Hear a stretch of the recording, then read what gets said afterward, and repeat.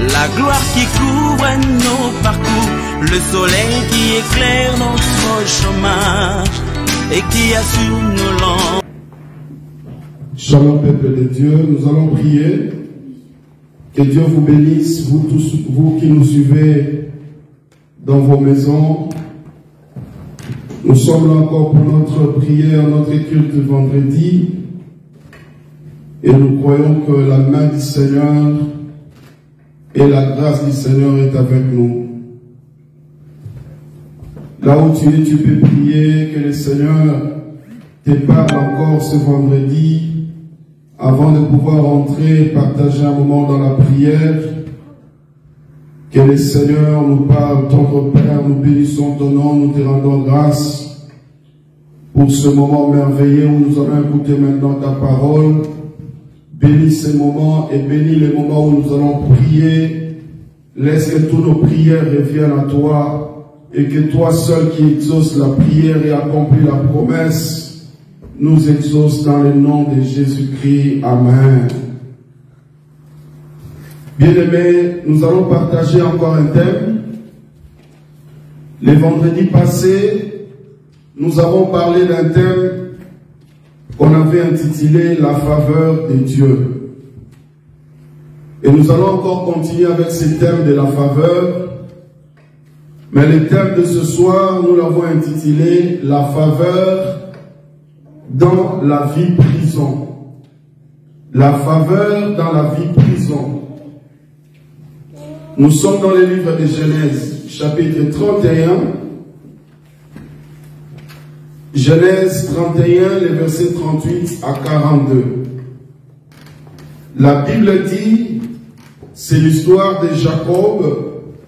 Genèse 31, les versets 38 à 42. La Bible dit, Jacob qui parle, il dit, voilà 20 ans que j'ai passé chez toi. Tes brebis et tes chèvres n'ont point avorté, et je n'ai point mangé les béliers de ton troupeau. Je ne t'ai point rapporté de bêtes déchirées, j'en ai payé le dommage. Tu me redemandais ce qu'on me volait de jour et ce qu'on me volait de nuit. La chaleur me dévorait pendant le jour et le froid pendant la nuit, et le sommeil fouillait de mes yeux. Voilà 20 ans que j'ai passé dans ta maison, je t'ai servi 14 ans pour tes 2 filles, et 6 ans pour ton troupeau, et tu as changé 10 fois mon salaire. 42, la Bible dit, si je n'avais pas eu pour moi le Dieu de mon père, le Dieu d'Abraham, celui qui craint Isaac, tu m'aurais maintenant renvoyé à vide. Dieu a vu ma souffrance et le travail de mes mains, et hier il a prononcé son jugement. Amen. Mais bien aimés dans le Seigneur, nous sommes en train de partager un thème dont on a intitulé « La faveur dans une vie prison ». Là, nous venons de lire l'histoire de Jacob. La Bible nous parle de Jacob et la Bible nous parle comment est-ce que Jacob a souffert dans la maison de son oncle Laban. Il a vécu ce qu'on appelle la vie prison dans la maison de Laban. Et j'aimerais vous dire que dans la vie, il y a des gens qui vivent la vie prison. Il est en liberté. Mais quand vous regardez sa vie ressemble à une vie prison. Il est comme un prisonnier, mais il est libre.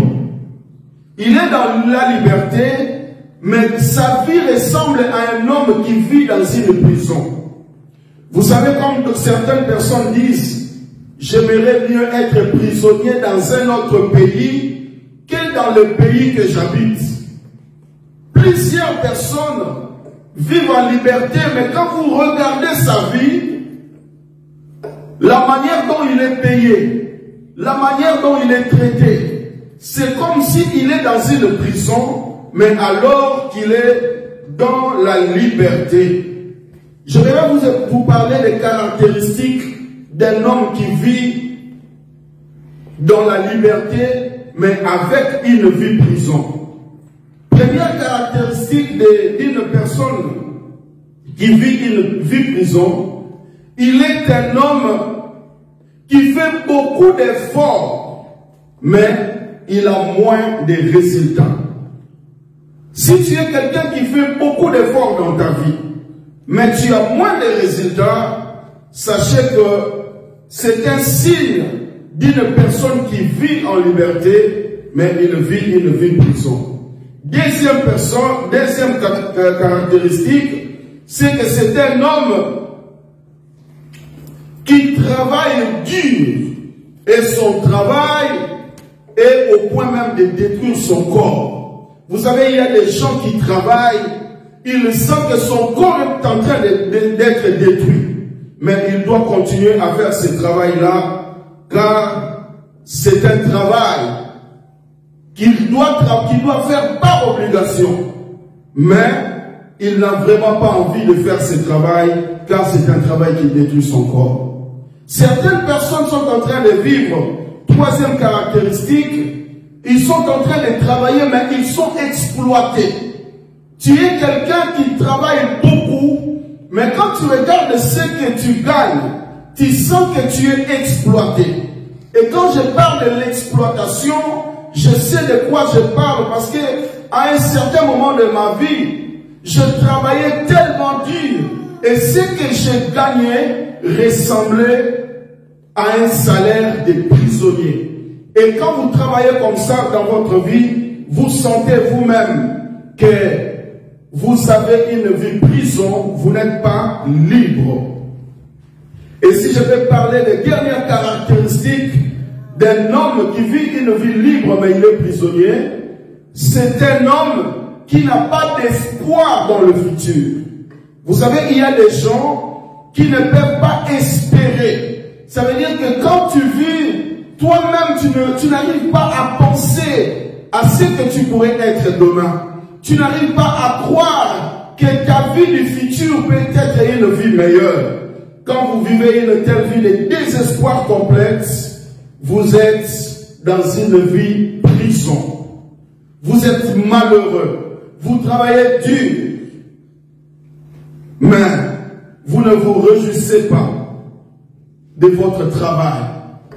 Et il y a encore une autre caractéristique, c'est que il y a des gens qui travaillent, mais tous leurs salaires s'en vont dans les dépenses. Il y a des gens qui ne voient même pas leur salaire.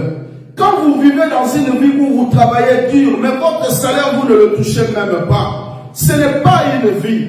Ça, c'est une vie prison. C'est ça qui était la vie de Jacob dans la maison de Laban. La Bible dit ici que Jacob est en train de dire à Laban, voilà 20 ans que j'ai passé chez toi, tes brebis et tes chèvres n'ont point avorté, et je ne point manger les béliers de ton troupeau. Je te point apporté des bêtes déchirées, j'en ai payé les dommages, tu me redemandais ce qu'on me volait, la nuit comme le jour. Jacob est en train de dire à Laban que tu m'as fait tellement souffrir. Pendant 20 ans, tu m'as exploité. J'ai travaillé dur dans ta maison et je n'ai pas eu de salaire. J'ai travaillé dur la nuit comme le jour. À un moment, je n'avais même pas de sommeil. C'était de l'exploitation de l'homme vers son prochain. Mais mes bien-aimés, Jacob a enduré cela. Il a travaillé 14 ans pour payer rien que la dot. Donc s'il y a quelqu'un qui a payé une dot très chère, c'est Jacob. Il n'y a aucun homme qui a payé une dot très chère comme Jacob.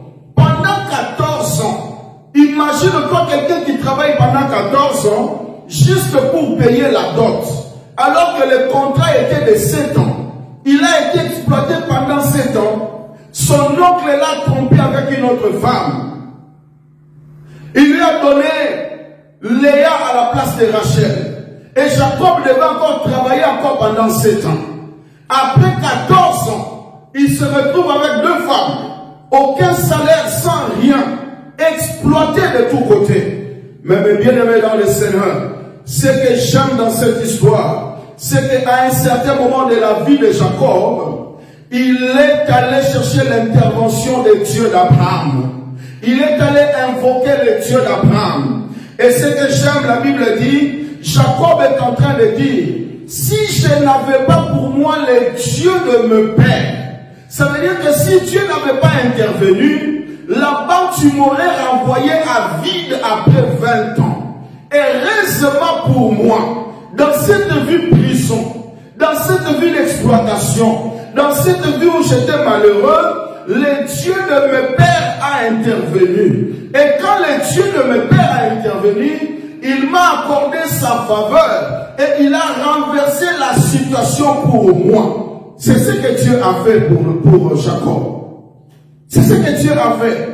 Mais bien aimé, j'aimerais te dire, ce soir, que si tu traverses la vie prison, où tu sens que tu es un homme libre, mais tu vis comme un prisonnier, tu dois savoir que tes propres efforts ne suffisent pas. Jacob dit, j'ai travaillé la nuit comme le jour. Mais ses efforts, c'était insuffisant pour pouvoir lui délivrer de cette vie. Si Dieu n'avait pas intervenu, si la faveur de Dieu n'a pas intervenu, Jacob allait retourner dans la maison de son père le même vide. Il allait finir sa vie comme étant un malheureux. Et heureusement pour lui, il est en train de rappeler à Laban que si Dieu n'avait pas intervenu, parce qu'à un certain moment, Dieu a eu pitié de Jacob. Il a vu comment Jacob souffrait. Il a vu comment Jacob travaillait dur. Il a vu comment il était exploité. Il a vu comment il travaillait mais il ne se réjouissait pas de son salaire. Alors Dieu est descendu pour pouvoir accorder sa faveur dans la vie de Jacob. La Bible dit 10 fois, Laban a changé son salaire. Ça veut dire qu'il venait, il disait à Jacob, prends pour toi comme salaire les bêtes t'achetées. Mais chaque fois, la faveur de Dieu intervenait et toutes les bêtes étaient des bêtes t'achetées. Alors quand Laban voyait que Jacob devenait riche, il venait encore changer son salaire pour lui dire que cette fois-ci, prends les bêtes de couleur unique.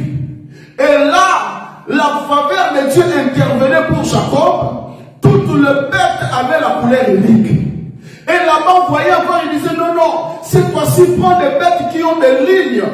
La faveur de Dieu intervenait pour pouvoir donner à Jacob des bêtes qui ont des lignes. Donc chaque fois que Laban changeait le salaire de Jacob, la faveur de Dieu intervenait pour pouvoir rendre Jacob riche. Parce que Dieu a vu comment Jacob traversait la vie de prison. Mais bien aimé, là où tu es, je ne sais pas quel problème te dérange.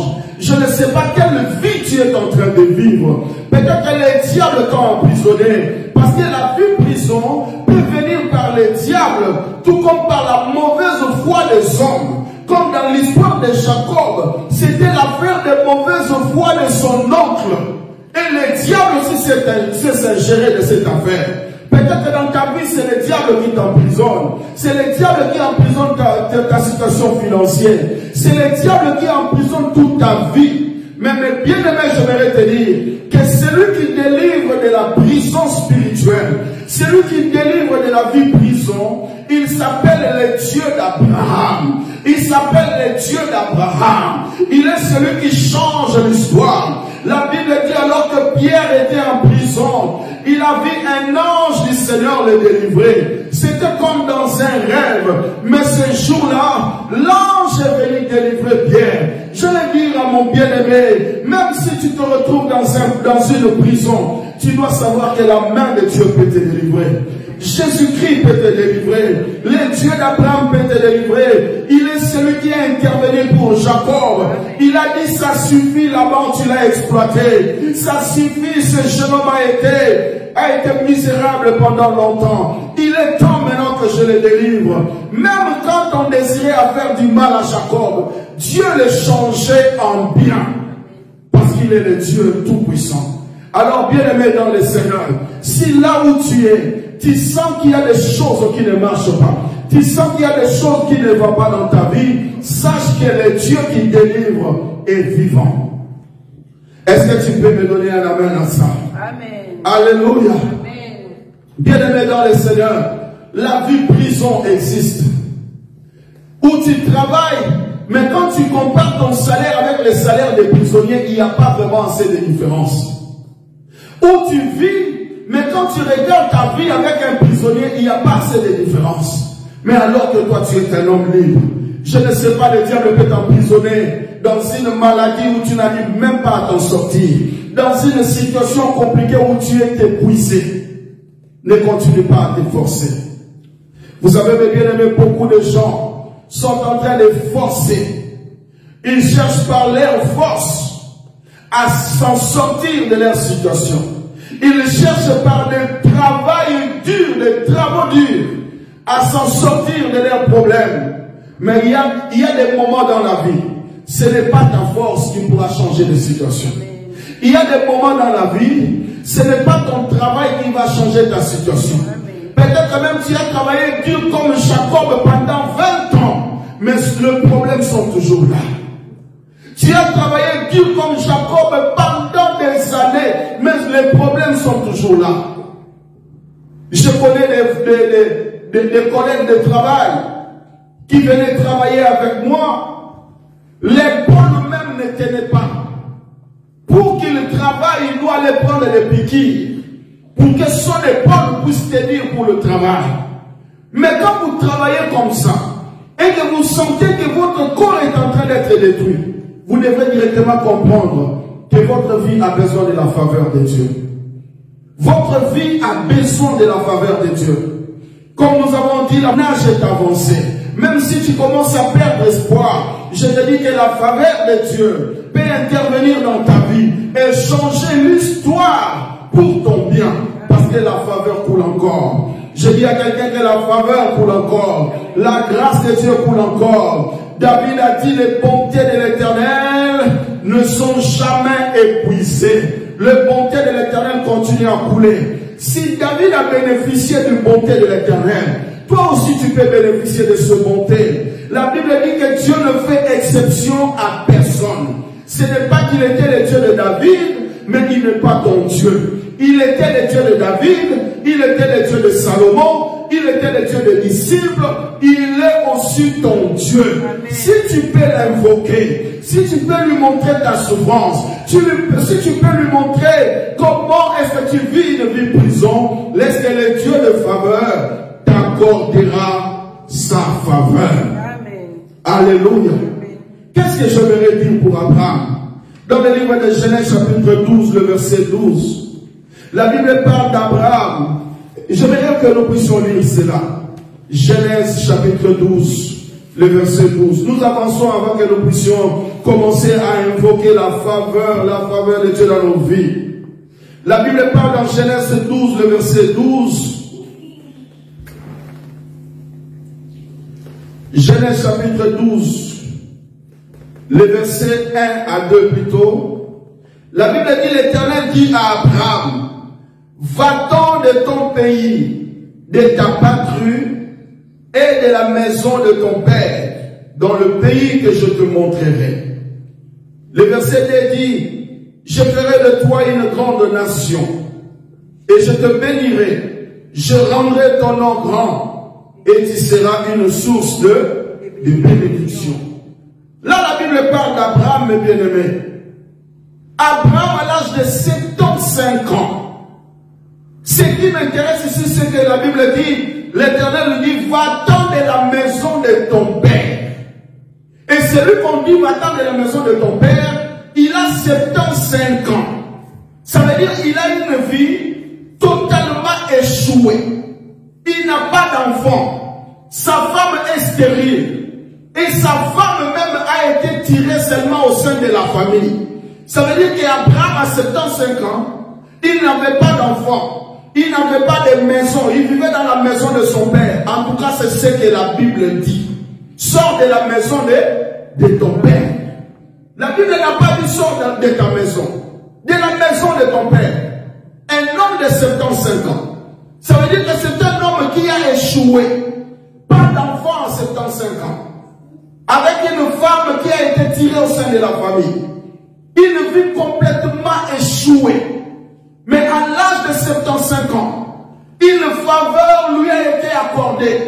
Il n'a pas même demandé à Dieu, change ma vie, mais la faveur de Dieu est descendue sur lui, et la Bible dit que Dieu va lui promettre de quitter son patrie, et Dieu va lui promettre que je rendrai ton nom grand. Dieu va lui dire que je te bénirai. Et à l'âge de 75 ans, cet homme désespéré, la faveur de Dieu va le récupérer et faire de lui un père de la foi. Et faire de lui un homme célèbre, un homme dont les générations et les générations vont parler. Parce que quand la faveur de Dieu intervient dans la vie de l'homme, l'histoire de l'homme change.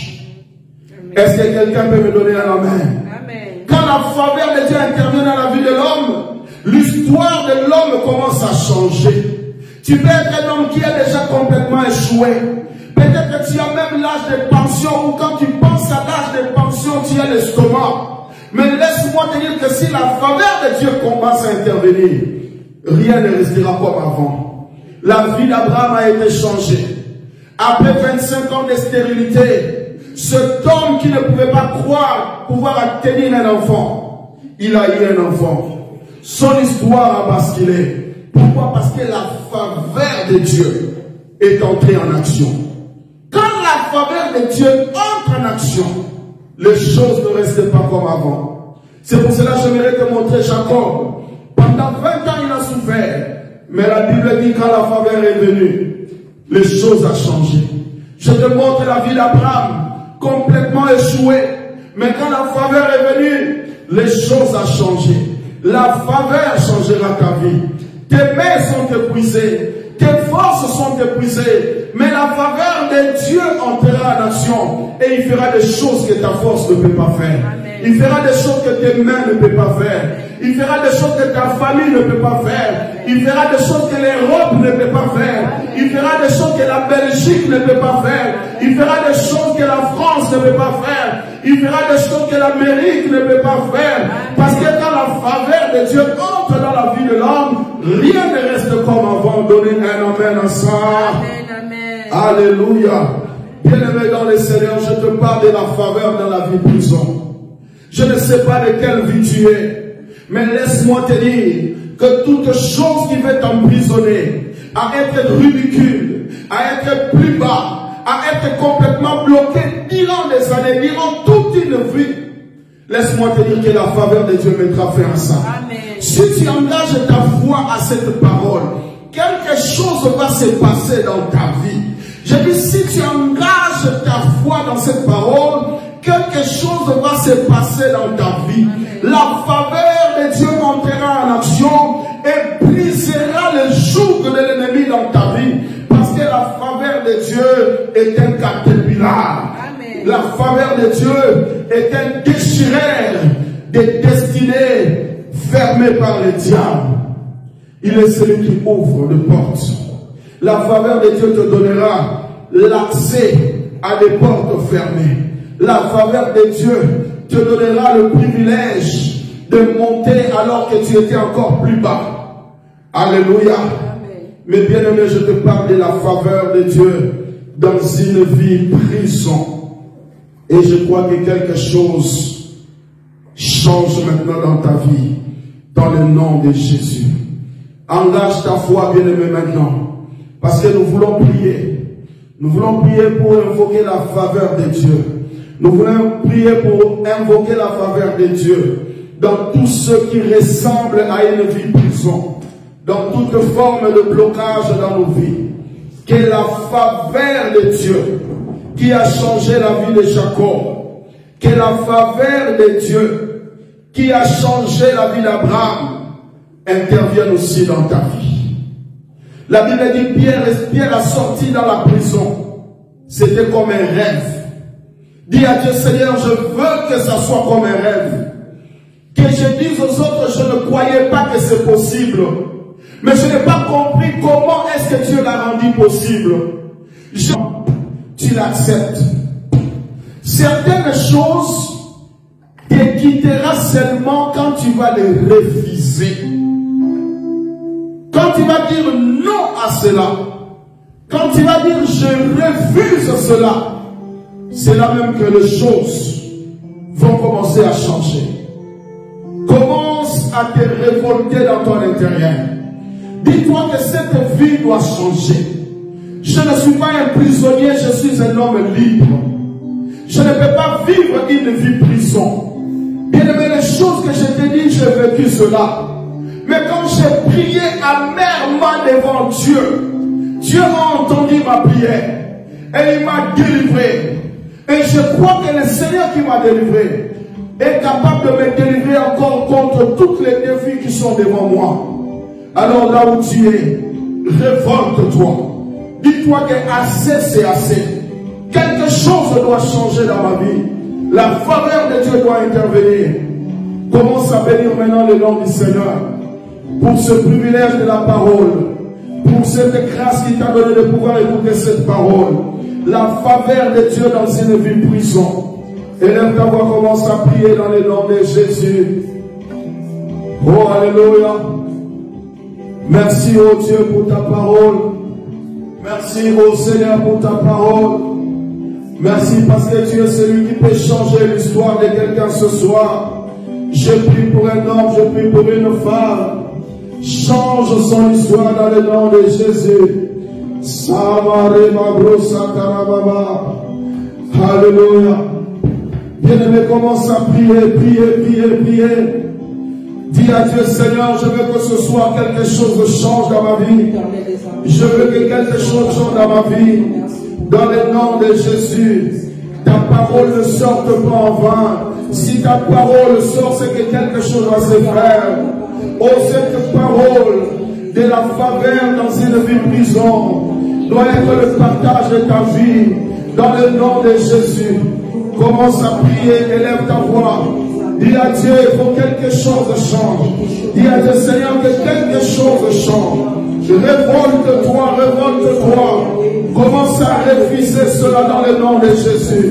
Refuse cela dans le nom de Jésus. Refuse cela dans le nom de Jésus. Alléluia. Seigneur, je refuse la vie prison. Je refuse d'être un prisonnier libre.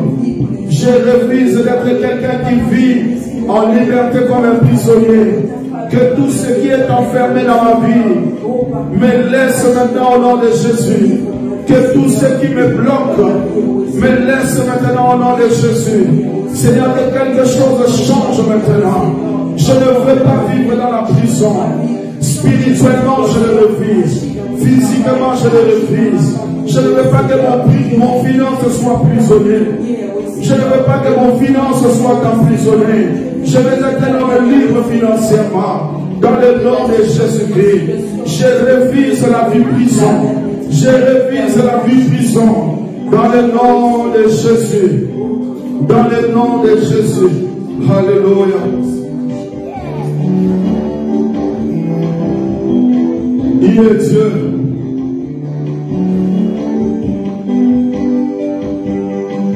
Jésus le roi de moi, oh, alléluia. Jésus le roi de roi, le Seigneur de Seigneur. Jésus le roi, oh, oh, alléluia.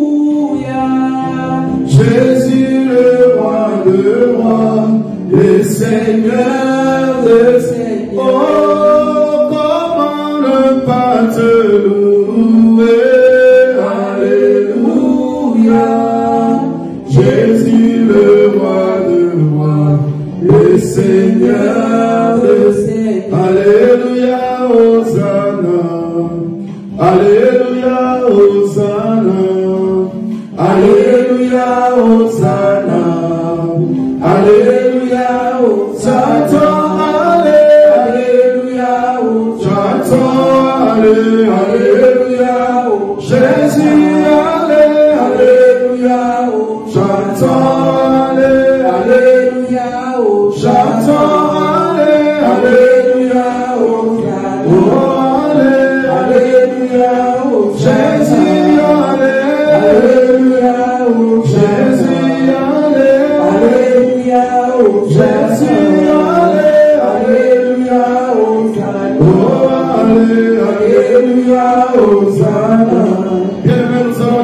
Dieu, qu'une vie de prison s'arrête aujourd'hui. Qu'une vie de blocage s'arrête aujourd'hui. Et qu'une vie, une nouvelle vie commence aujourd'hui dans nos vies. Tu vas commencer à dire à Dieu, Seigneur, que la vie de blocage, que la vie d'envoûtement, que la vie de prison s'arrête aujourd'hui. Qu'une nouvelle vie de liberté commence aujourd'hui dans le nom de Jésus. Dis à Dieu qu'un changement se produise. Élevons nos voix et prions. Alléluia. Oh, qu'un changement se produise. Qu'un changement se manifeste aujourd'hui. Dans le nom de Jésus-Christ. Seigneur, qu'un changement commence aujourd'hui. Qu'une vie s'arrête pour qu'une nouvelle vie commence. Qu'une vie de blocage s'arrête aujourd'hui pour qu'une vie de prospérité commence. Qu'une vie de passé s'arrête aujourd'hui pour qu'une vie d'élévation commence aujourd'hui. Oh Seigneur, je veux qu'un changement se produise dans le nom de Jésus. Bien-aimé, prie pour que le changement se manifeste. Prie pour que tu puisses vivre un changement dans ta vie. Prie pour que les changements commencent dans ta vie. Dans le nom de Jésus-Christ. Seigneur, nous te prions pour le changement. Seigneur, nous te prions pour le changement. Nous te prions pour le changement. Dans le nom de Jésus. Oh Seigneur, que les choses commencent à changer. Que les choses commencent à changer. Qu'une vie mauvaise s'arrête aujourd'hui pour qu'une nouvelle vie commence. Oh, je prophétise dans le nom de Jésus. Qu'une vie de misère, une vie de plaie, une vie de ténèbres s'arrête. Et une vie de lumière, une vie de gloire commence aujourd'hui. Dans le nom de Jésus. Dans le nom de Jésus. Dans le nom de Jésus. Oh Père éternel, change l'histoire de mon frère. Change l'histoire de ma soeur. Que les ténèbres s'arrêtent. Que la vie prison s'arrête. Que la vie de plaie s'arrête. Dans le nom de Jésus. Dieu change en ma faveur. Que les choses changent en ma faveur. Dans le nom de Jésus. Là où ça n'allait pas. Que la faveur fasse le tout puisse aller. Là où les choses ne changent pas. Que la faveur fasse que les choses changent. Dans le nom de Jésus. Oh, que la faveur de Dieu te touche, bien-aimé.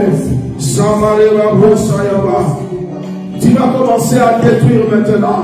Détruire tout ce qui t'empêche de vivre la faveur de Dieu. Tout ce qui t'empêche de vivre la faveur de Dieu. Tout ce qui t'empêche de vivre la communion avec Jésus-Christ. Car mes bien-aimés dans le Seigneur, je vais vous parler des choses qui attirent la faveur dans la vie d'un homme. Et parmi les choses qui attirent la faveur dans la vie de l'homme, c'est Jésus-Christ vivant dans ta vie. C'est Jésus-Christ glorieux dans ta vie. Oh bien-aimé, tu vas commencer à détruire tout ce qui t'empêche de vivre en communion avec Christ. Ce qui t'empêche d'être un vrai chrétien. Toutes les choses qui t'empêchent de vivre la faveur. Détruis ces puissants dans le nom de Jésus. Alléluia. Nous détruisons tout ce qui nous empêche de vivre ta faveur. Oh Seigneur, oh Dieu, toute la vie des péchés, nous le maudissons. Toute la vie des diables, nous le maudissons. Nous condamnons tout ce qui n'est pas de toi. Nous renversons les hôtels diaboliques établis dans nos vies. Nous renversons la puissance du péché. Nous renversons la puissance de la sorcellerie. Nous renversons la puissance de la distraction. Et c'est là dans le nom puissant de Jésus que tout ce qui m'empêche de vivre la faveur commence à tomber maintenant. Que tout ce qui m'empêche de vivre la faveur commence à tomber maintenant. Dans le nom de Jésus. Le diable qui est vaincu. La sorcellerie qui est vaincue. Oh, la puissance des péchés qui est vaincue. Je suis un serviteur. Je craindrai l'Éternel. Je marcherai dans son obéissance. Parce qu'il est mon Seigneur et mon roi. Tendre Père, je te vois aujourd'hui. Parce que je sais que sans ta faveur, je ne suis rien. Voilà pourquoi je renverse toute forme de puissance. Toute forme de puissance qui s'élève pour empêcher la lumière de Dieu dans ma vie. Et c'est dans le nom de Jésus. Et c'est dans le nom de Jésus.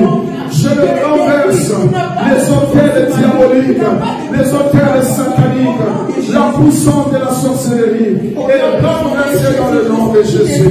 Alléluia, alléluia.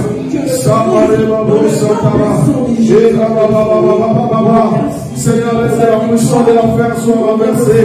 Je ne sais pas quelle ténèbre cherche à envahir la vie de mon frère et ma soeur. Mais ce soir, je prie au Dieu que la lumière de Dieu rentre dans le nom de Jésus. Bien-aimé, commence à déclarer maintenant la faveur de Dieu. Déclare la faveur de Dieu. Déclare la faveur de Dieu. Déclare la faveur de Dieu. Oh, que la faveur de Dieu commence. Commence à travailler. Commence à exercer dans le nom de Jésus. Que ta faveur commence à exercer dans ma vie dans le nom de Jésus. La approche à ta maman. Avec la faveur de Dieu. Oh, confesse cela. Confesse cela. Confesse la faveur de Dieu. Confesse la faveur de Dieu. Dans le nom de Jésus. Père, je porte ta faveur. Je porte ta faveur, mon Dieu. Dans la vie de mon frère et ma soeur. Que ta faveur, mon Dieu, soit manifeste. Que ta faveur, mon Dieu, soit manifeste.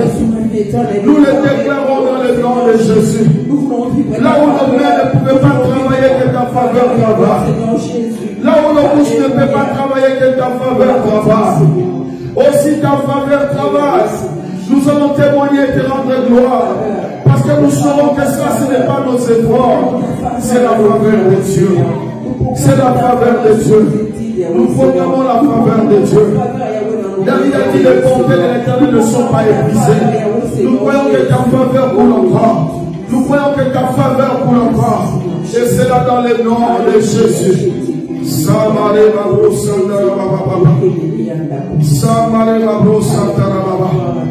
Commence à proclamer maintenant que c'est toi qui es le vainqueur. Devant toute forme de combat, devant toute forme de prison, c'est toi qui es le vainqueur. C'est toi qui es le victorieux. Proclame la victoire maintenant dans le nom de Jésus. Alléluia. Nous proclamons la victoire de Dieu dans toute forme de combat, dans toute forme de blocage dans nos vies. Nous venons proclamer la victoire de Dieu.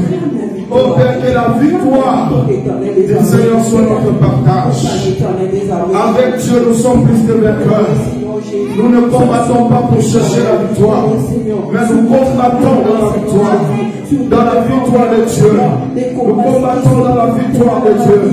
Seigneur, que ta victoire nous accompagne. Je proclame déjà la victoire, Seigneur Jésus. Alléluia. Merci pour la victoire. Alléluia, Hosanna. Alléluia, Hosanna.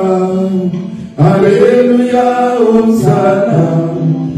Alléluia, chantons, Alléluia, Jésus, Alléluia, chantons, Alléluia,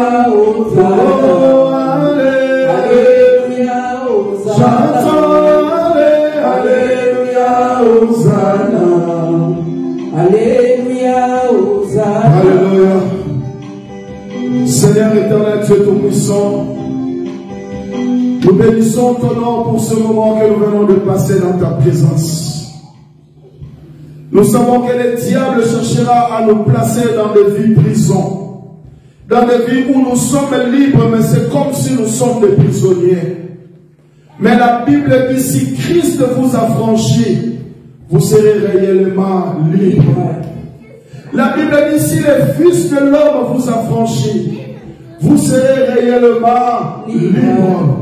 Seigneur, je déclare ce soir ta liberté dans le nom de Jésus-Christ. Je déclare mon frère et ma soeur libres dans le nom de Jésus-Christ. Tout ce qui rendait la vie de mon frère et de ma soeur comme une vie prison, nous les détruisons ce soir dans le nom puissant de Jésus-Christ. Seigneur, laisse que toutes choses dans nos vies soient libres dans le nom de Jésus. Laisse que toutes choses soient libres dans le nom de Jésus. Éternel Dieu Tout-Puissant, je te bénis. Je te glorifie, ô Père, pour ce moment que nous venons de passer dans ta présence. Laisse que ton nom soit loué et que ton nom soit glorifié.